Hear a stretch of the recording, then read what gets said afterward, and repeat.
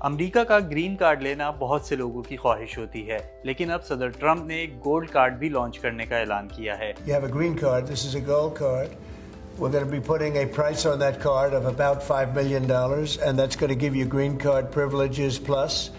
It's going to be a route to citizenship. Gold card کیا ہے یہ جاننے سے پہلے آپ گرین کارڈ سمجھ لیں۔ امریکہ میں پرماننٹ ریزیڈنس کے پرمٹ کو گرین کارڈ کہتے ہیں۔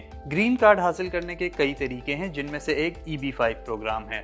اس کے تحت آپ امریکہ میں انویسٹمنٹ کر کے گرین کارڈ لے سکتے ہیں، لیکن صدر ٹرمپ اب اس پروگرام کی جگہ گولڈ کارڈ لا رہے ہیں۔ یعنی آپ امریکہ میں $50 لاکھ کی انویسٹمنٹ کریں گے تو آپ کو گولڈ کارڈ ملے گا۔ EB-5 پروگرام میں انویسٹمنٹ کی اماؤنٹ اس سے بہت کم تھی۔ گولڈ کارڈ اس سے بہت مہنگا تو ہوگا، لیکن صدر ٹرمپ کے بقول اس کے فائدے گرین کارڈ سے زیادہ ہوں گے۔ ابھی فی الحال یہ نہیں بتایا گیا کہ کیا اضافی سہولتیں ملیں گی، مگر گولڈ کارڈ سے آپ امریکہ میں مستقل رہائش اختیار کرنے کے ساتھ کاروبار کر سکیں گے، اور ہو سکتا ہے کہ اس کے بعد آپ کو سٹیزن شپ بھی مل جائے۔ صدر ٹرمپ کے مطابق یہ کارڈ آئندہ 2 ہفتوں میں متعارف کرا دیا جائے گا، اور حکومت کو توقع ہے کہ اس سے امریکہ میں ملازمتوں کے مواقع بڑھیں گے اور مالی خسارہ کم ہوگا۔ تو کیا پھر EB-5 پروگرام ختم ہو جائے گا؟